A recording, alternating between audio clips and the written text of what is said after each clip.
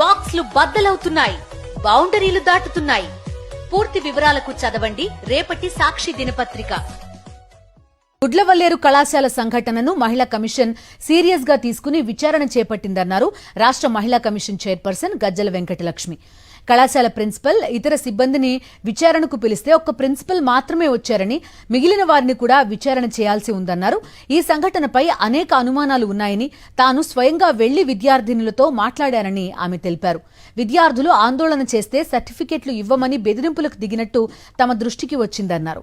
వీటన్నింటిపై సమగ్ర విచారణ జరిపి ప్రభుత్వంతో పాటు డీజీపీకి నివేదిక సమర్పించనున్నట్టు తెలిపారు.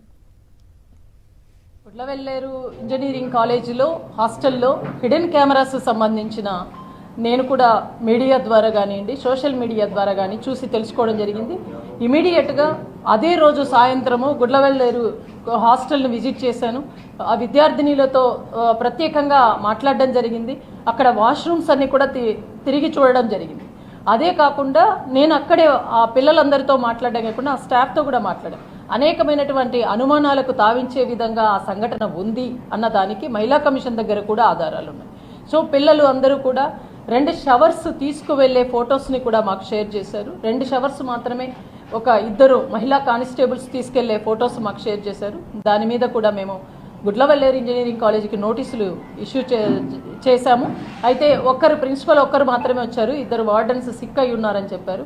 అది కాకోకుండా మేము 3 వార్డెన్స్కి ఇంకా ఇన్ఛార్జ్ ప్రిన్సిపల్స్గా ఉన్న ఇంకొక 2కి కూడా నోటీసులు సర్వ్ చేశాము. ఈ నెల 25వ తేదీ మళ్ళీ మరొకసారి విచారణకు ఆదేశించాము.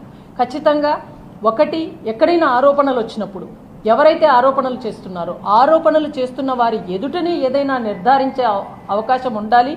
అలాంటి పని చేయాలి. అలాంటిది జరగకుండా విద్యార్థినులందరూ బయట ప్రొటెస్ట్ చేసే సమయంలో ఏదైతే పవర్ కూడా ఆఫ్ చేసి మరి ఏదైతే డిటెక్టర్తో ఏదైతే మరి హిడెన్ కెమెరాస్ కోసం సెర్చ్ చేశారో దాని మీద కూడా మహిళా కమిషన్కు అనుమానాలు ఉన్నాయి.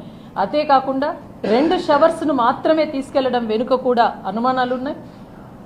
ఇవన్నీ కాకోకుండా వార్డెన్ ఏదైతే స్టూడెంట్స్ని బెదిరింపులకు పాల్పడిందో, మీరు ఏదైనా సరే ఎక్కువ చేస్తే మీ సర్టిఫికెట్స్ ఇవ్వకుండా బయటికి పంపిస్తామన్న బెదిరింపులకు కూడా రేపు ఉదయం కల్లా ఇది అబద్ధం అయిపోతుంది, అవ్వాలి కూడా అన్న బెదిరింపులు ఇవన్నీ మా నోటీసులో ఉన్నాయి. తప్పకుండా వీటన్నింటికీ సమాధానం ఇవ్వాలి.